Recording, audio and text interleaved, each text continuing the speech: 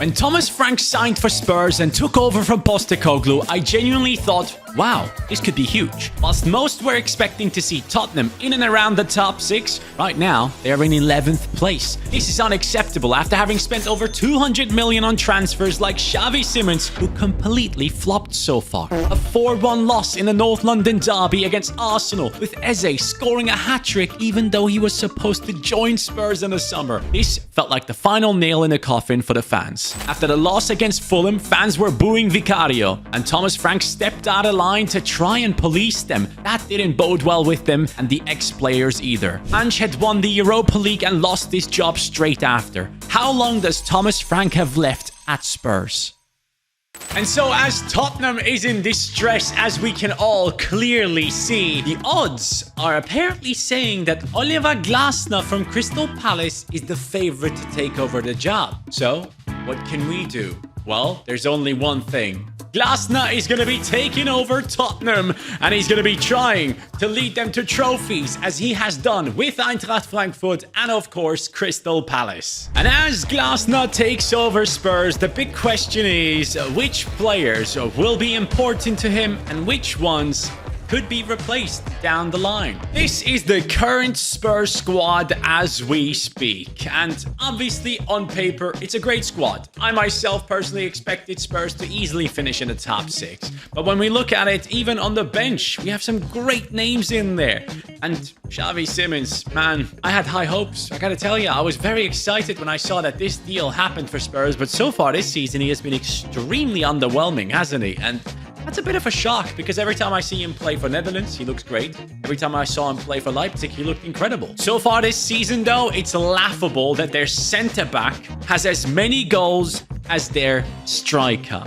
This is unacceptable, and that's the main thing that Spurs fans seem to be very upset about. They thought Thomas Frank was going to come in and play front-footed, attacking football. That didn't happen. A centre-back has 5 goals, and he scored one of the best goals of the season. So as we take over Spurs, it's a live start point from the 25th of November. They are sat in the 9th position with 18 points. And while in the Champions League, it's the 10th position with 8 points. But again, just to reiterate, they are 11th in real life, behind Crystal Palace, whose coach they obviously want to get. First thing that will probably change immediately is the formation. Currently, Spurs, in their last game against Newcastle, which was a 2-2 draw, they have gone ahead and played the 4-2-3-1, and that seems to be the main formation that they have been running lately. However, Oliver Glasner has taken over the Crystal Palace team from Roy Hodgson back in the day, and at that point, they were playing a 4-2-3-1.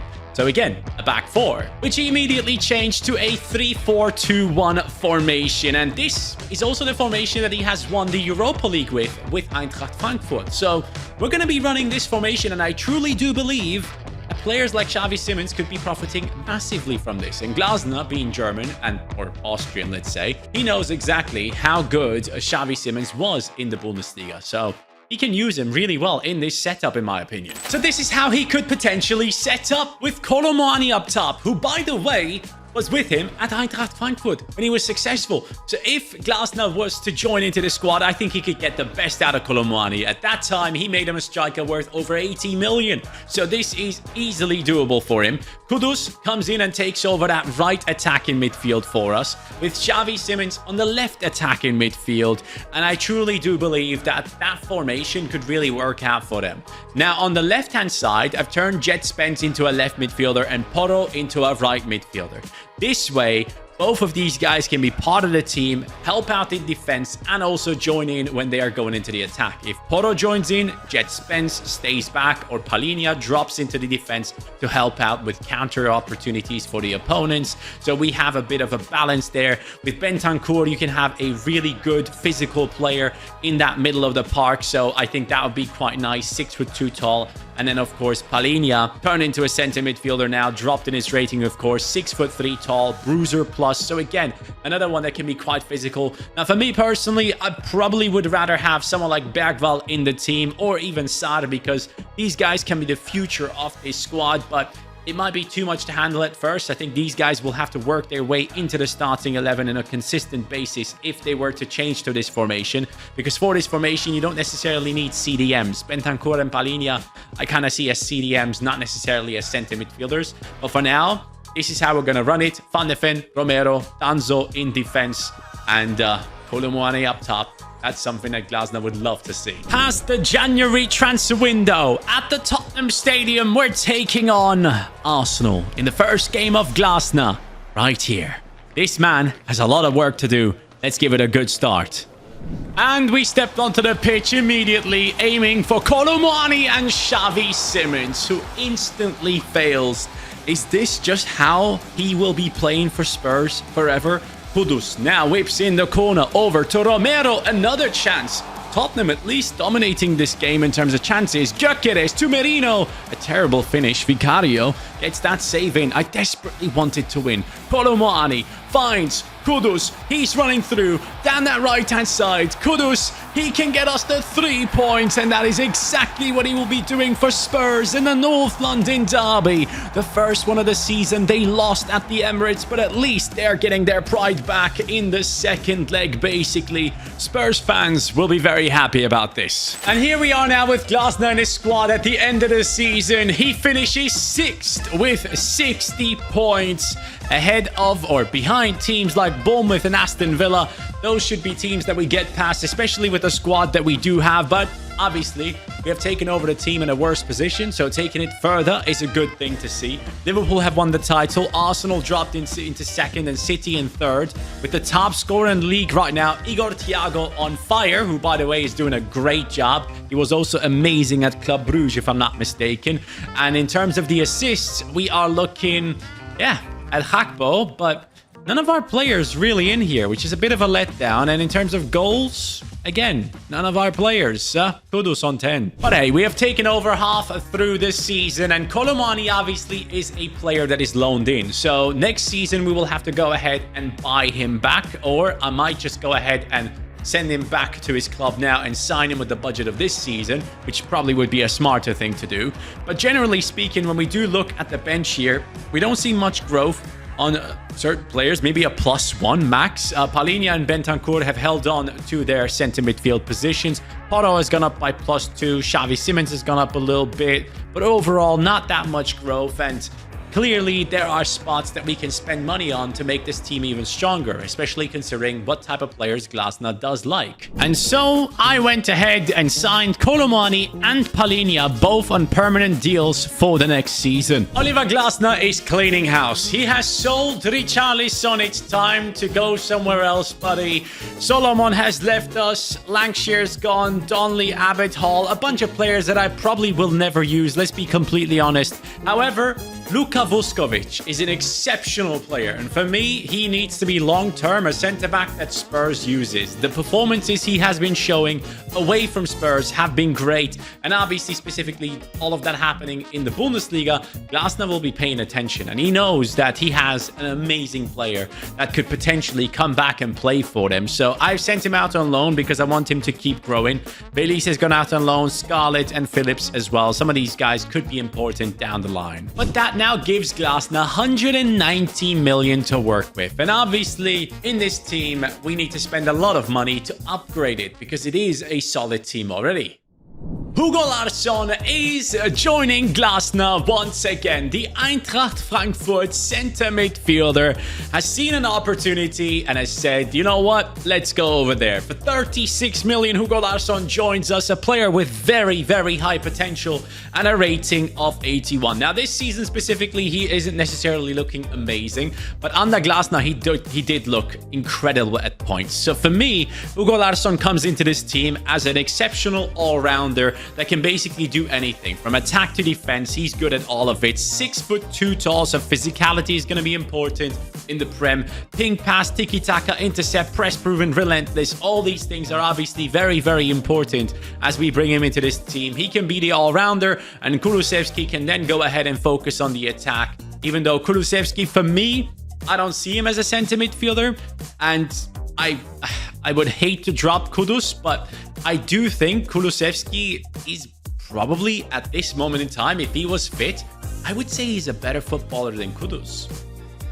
I know that might sound mad to some people, but I think I might have to play him in that cam position and then drop Kudus and play someone like Bergval, Sar, Bentancur, Parinha in that midfield together with Larsson, I think that would be a stronger team. But don't worry, that doesn't mean Kudus is going to be dropped out of this team forever. Some very interesting news coming out of Italy as we speak for Spurs fans. It is Bremer. The Juventus centre-back is linked to Tottenham. They have competition with Manchester United and Chelsea interested as well. Around 60 million is what Juventus apparently want for him, but I do believe if a Premier League club was to sign him, that probably would be more. But in our squad, I think he'd be fitting really nicely. And so, Glasner, you're getting a ridiculously strong centre-back, a true leader, potentially, to join into that back three, which honestly, at this stage would look ridiculous. 66 million we have spent on this transfer to come through. Bremer, 86 rated. Danzo, I'm sorry, but yeah, that's it. Look at that back line. Van de Ven, who I personally am a massive fan of. Romero in there, who at times can be absolutely world-class, can even score bicycle kicks, as he has done against Newcastle United. And then the next game, he can be the worst ever, so you never know what happens. Bremer, though, I think that'd be some signing, man. If Spurs can get him in the January transfer window, it's going to be quite interesting. And you know what? This season, I'm going for multiple trophies, starting with the FA Cup on the line against Burnley, out of all teams. I didn't know what to expect from them, but Kolumani finds Xavi Simons instantly, and Simons wants an assist, and that is what he's getting. Tottenham take the lead against Burnley right here. We want our first trophy. So Glasner can look ahead and aim for even bigger moments for the club. And here there comes a header Vicario with a mistake, but it's all good. It is Palinha's beautiful pass to Larsson that is causing issues. Palinha wins it back, and here comes Kulusevski. Just slots it past the keeper. No chance, and with that, Tottenham are lifting a trophy. Not such an empty cabinet now, is it? And now guess what? Spurs fans are trickling in. As we had qualified for the Conference League, we might just win another European trophy. So let's go after it. Real Sociedad, our opponent, and they started off nicely with Oyarzabal, but Vicario makes a big save instantly, making sure that we don't give up on this game too early on. And Xavi Simons and Kolumani, that left-hand side has been exceptional for me so far, and it just keeps on producing. Simons again over to Kolumani, who should make it too, and that's what he does. Again, left-hand side, Spence, Palinha, good football, exceptional finishing, a hat-trick for the Frenchman up top. Glasner knew he was going to be the one for him.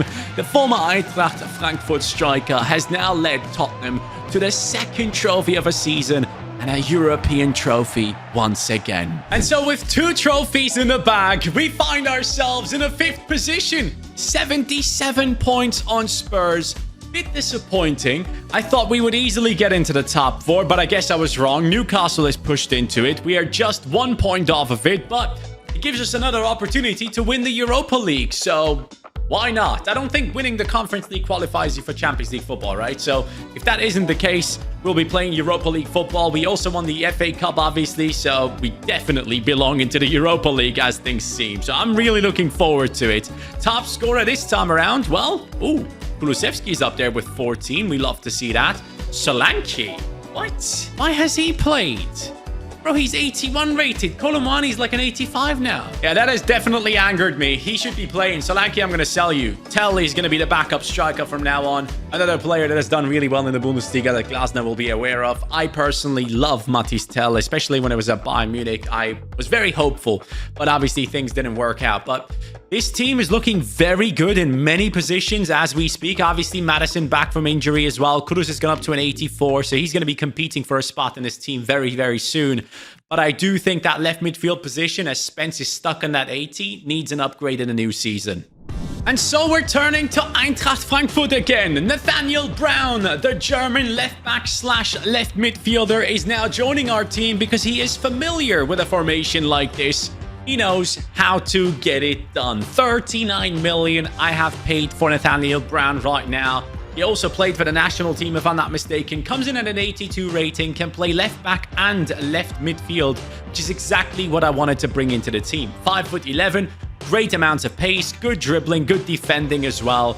He has the inventive, the anticipate, and also the slide tackle on him, so showcases he is a great player when it comes to being an all-rounder. Someone that can do the defending and also the offensive side of the game, which means he's going to be taking over from Jet Spence right here for now, because Spence has gotten stuck on that 80 and we need to keep growing. By the way, I'm fully aware that Destiny Udogie is also part of this team and he has very high potential as well, or used to have a very high potential. I personally was a big fan of him. What happened to Udogie? How come he isn't a regular starter for this Spurs team? I haven't been paying a lot of attention to his situation specifically, so if you guys could clear it up for me, that'd be very much appreciated, because on the game, he's 83 rated. He's very solid. He could easily be a player for our team. And well, here we are at the end of the season. Last time we won the Conference League. This time, Porto in the Europa League finale. Spurs is on the up.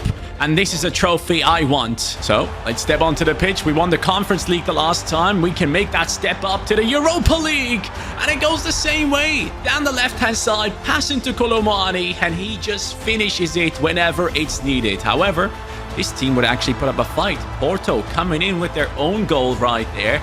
And well, Xavi Simons had a moment, but it wasn't enough to get us back into the lead. A corner kick now from Simons will end up at the top of the head of Van der Ven, who gets it onto the target. But this is the moment where I thought we would go 2-1 up. Somehow still hasn't happened. Kudus, Colomani, not good enough. This is a struggle. Simons, Colomani, he decides, you know what? I'm just gonna run through and make sure we lift this trophy. And that is exactly what the club will be doing after this goal. And so new signing Bremer is stood next to the Europa League trophy thanks to our great victory. Also take a look at the stats of the youngsters that we have sent out on loan. Mikey Moore up to an 81. Vuskovic up to an 82, +5 over at Bournemouth. Yang-Min Hyuk has gone up to a 78. Archie Gray up to an 81 on loan to Lille. And we have players like Phillips back as well, 76. Divine, 78. Bagval now on that 82. I would love to incorporate him into the team as well. And so with that being said, I think it's time to say goodbye to Palhinha. Palhinha is going to be sold in the upcoming season. He's 32 now. And Bagval takes over. Swede next to Swede. That would be some pairing, wouldn't it? Sadly though, lads, Johnson, a very good player, did not want to extend his contract, so we have to say goodbye to him. Goodbye, lad. You had some good seasons, some good moments at Spurs. Alright, lads, I've just sold Palhinha, Bentancur, Alejandro Veliz, and also Scarlett. And this is how we're looking. 246 million in the budget. As I look at my team, I just realized we have 3 Swedes. Kulusevski, Larsson, and Bergvall, so that's really fun. But we also have Sar here, who is on an 83. So he's probably going to be competing for that center midfield spot against Bergvall. Whoever wins the battle wins and plays. That's how it's going to go. But I might... Do I change Madison into center mid? Nah, I'm going to keep him that way. We now have only Matistel as the backup to Colomani. 2 French strikers. I'm okay with that. For the cam position, we have Kudus. We have Moore, who we can probably use on the left wing as well. So I'm pretty happy with how the squad is. I mean, even the players that we have down here in the reserves, they're really solid. So I think it's just time to keep going with this momentum that we have built. All I wanted to see this season was to get top 4 again. And that's exactly what we have done. 4th position, 77 points. We are a bit further behind Manchester City, but we're slowly getting there. And that's exactly what I'm after here. We have established ourselves up here, and that is good for Spurs. Now, as we go into the top scorers, all the way at the top, oh, Colomani, 24. We love to see it. However, our rival striker, Gyökeres, is the best in the league. And for the assists, Gyökeres is at the top as well, alongside Colomani. So I really do like that from him. Glasner, his tactics, and Colomani reunited. It's working to perfection. He's gone up to an 87. Kulusevski up to an 89. Every time I rebuild Spurs, Kulusevski just skyrockets in his ratings. I don't know what it is about him in this game, but he's really good right there. Xavi Simons, important player for this team, up to an 88. Brown, 86. Porro, 88. Larsson, okay, Bagval up to an 84. Sar on the 83. Madison on an 86 as well now at the age of 32. And as you can tell, lots of great players that we have available to us. But this starting 11 is key. And that back 3 with Vicario now on an 88. is a special back three. This season, though, we're losing Dragoshin. His contract is not being renewed. And it seems like someone paid Jet Spence's 39.5 million release clause. He's leaving us. Well, of course, we can't just go after Eintracht Frankfurt players. We also have to get Adam Wharton from Crystal Palace. He was linked to Spurs over and over again, and now that his manager is here, of course he wants to make the step. Especially now when everyone is talking about Elliot Anderson, has already forgotten about Adam Wharton. Maybe this might be the next logical step for him. So Adam Wharton now walks into this team at an 86 rating. Bergwall and Sarr, I've given you plenty of chances, but I feel like this is the one. So let me just go ahead and do this right here. Put Adam Wharton into that center midfield position. Give us that defensive stability with great passing ability. And let Larsson be the engine room of that midfield. You can be the conductor. So Wharton, left-footed, center midfield. With him in this squad, I truly believe we have brought in all the good stuff in terms of the influence of Glasner by making Colomani a permanent signing, by bringing in Brown from Eintracht Frankfurt, a team that he's familiar with, but I don't think he actually coached Brown. We have Larsson here who he did coach, who he made famous basically, and he got that huge potential upgrade in the game itself due to it. But now Adam Wharton from Crystal Palace. This is a great team, and it can win any title in my opinion. This season, I'm fighting for the Premier League title, and Manchester City currently, as we play, are 3 points ahead of us. Let's change that. I need to win this, because if I do, there's a good chance for a title, and Larsson, the new signing, is doing his best. He was the main man throughout this game at the beginning, and he should have scored the second one. I thought that was it. That's a big moment, a title-winning moment possibly, and Brown was getting involved as well. All the new signings having their moment. Wharton goes for it too, but it just doesn't happen against Manchester City. Larsson finds Wharton onto the post and out.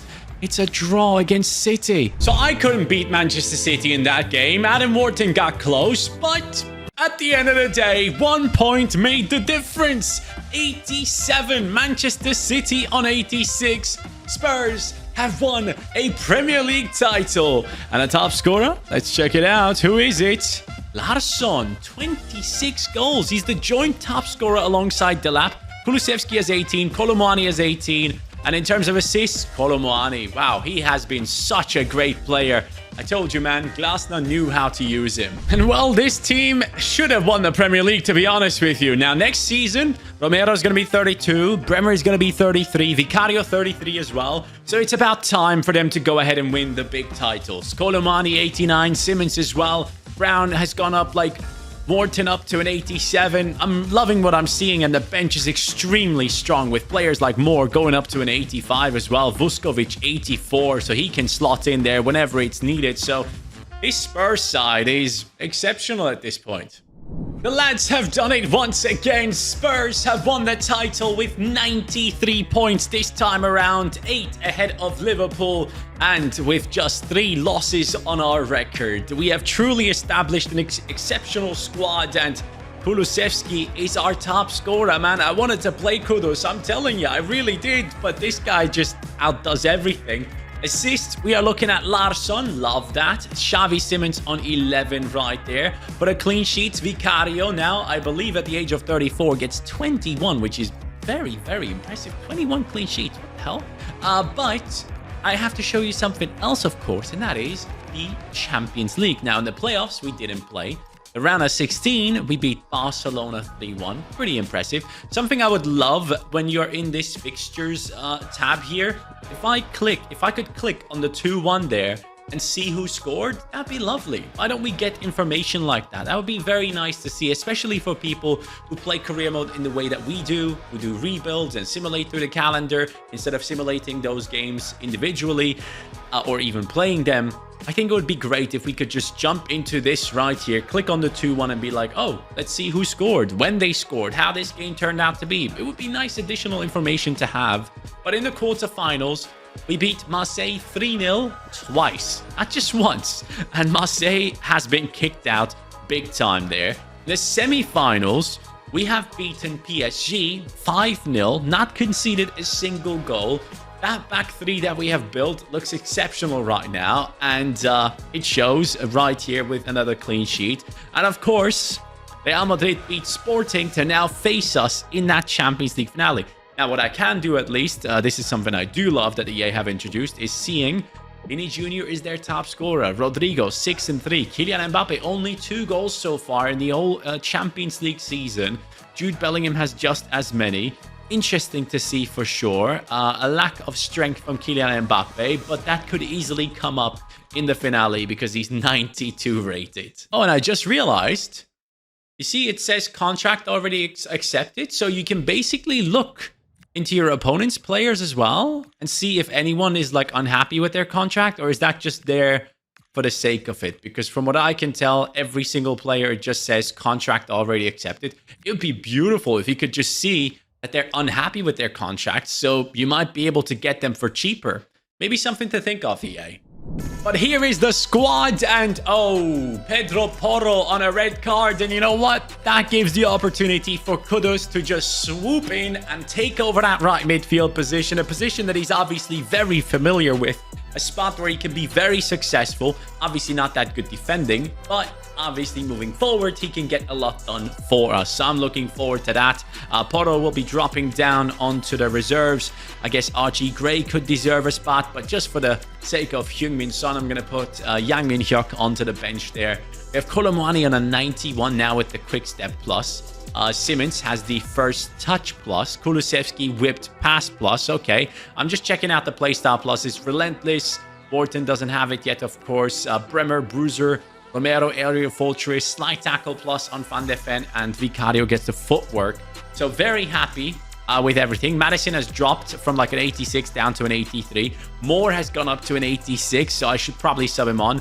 Bergvall up to an 86 as well. Udogi 85 could be an easy substitution for Brown. Vuskovic and Danzo are there for the centre-backs right here whenever they are tired. I love the fact that we have such a good bench here. I always felt like on paper Spurs do have a great squad. It's just about like getting the right chemistry, I guess, and the right coach, and the time might come, but let's see. Real Madrid will be lining up like this. No, oh, Enzo Fernandez. I was about to say nothing specific here surprises me, but Enzo definitely does. Arda Mastantuono on the bench. Luis Skelly is part of their team. Andre Santos as well. He could easily play too.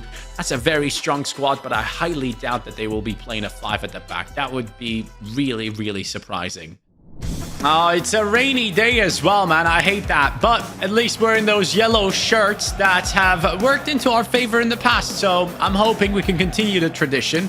As Real Madrid come in white, of course, into this Champions League finale. And I am not enjoying it one bit so far. 5 minutes in, I'm already down 1-0 against Real. That is not good at all. Simmons' cross. Mickey, he won't get it, but Kolomwani will. Hit it, son! Oh, man. I need runners. I need runners. There we go. Kudus! What a cross! Nathaniel Brown makes it 1-1 for Tottenham. The Frankfurt lad is becoming a special player in a special game. Ooh, are they playing like a counter-attack? Oh, wait. What the hell was that pass? Kolomwani! No way. Should have been 2-1. I was just saying that counter-attack. They were playing an offside trap there. Jude, good pass into Mbappe. They should have taken a shot there, but they didn't. How the hell is Camavinga doing all of this, man? Please, thank you. Xavi Simons now. Let's do something. All right. That was an interesting skill move, to say the least. And Romero. What is happening? Oh, my God, bro. Kulusevski's cross. Romero into Van de Ven. What is he doing? All right, 64 minutes in. I feel like I need to make some changes. Kudus is very tired. It's going to be time for Moore to come on down the right. Udogi is going to be coming on for Brown. I think it's going to work out. And Bergvall comes on for Wharton. And you know what? Matistel for retired Xavi Simons. Let's freaking do it. Run, Moore. You're a Spurs original. Make it happen. Kolomani sprinting. Inside, Matisse Tell saved. Yes, Mickey van de Ven, big steal. Tell, 1-2. Matisse Tell, come on, son. I freaking loved you at Bayern Munich. Make it happen for Spurs in the 87th minute. Matisse Tell is an exceptional talent. He just needs someone to believe in him, and I fully believe he will be one of the greatest attackers out there. There, I said it. Spurs might just win a Champions League trophy after having won the Conference League, the Europa League, now the Champions League. We will have completed the set. Thanks to that beautiful finish, he kept his composure despite Dean Housen being right behind him. And now Romero is the captain to lift the third trophy to complete the set. Lads, it has been a beautiful journey with this squad, and I really do wonder if GLASNER is going to be joining Spurs. At the end of the day, they have a ridiculous stadium. They have lots of money to spend. They are a London club. If they can start winning things, it's going to be scary times, because I feel like they can keep investing a lot of money into this squad, but they just need to get it right. And the chemistry just isn't there yet, but at some point it will be. And I truly do believe Spurs... What the hell is happening here? Brother, did you just see what happened to Romero? Can we please circle back? He had like his hands tied behind his back. What are we celebrating? We're looking into nothing. Maybe that's an omen of what's... Look at him. Look at Romero.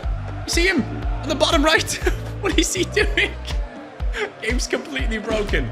All right. Well, I guess we had a good time, lads. Thank you very much for watching. Have a good one. Take care and peace.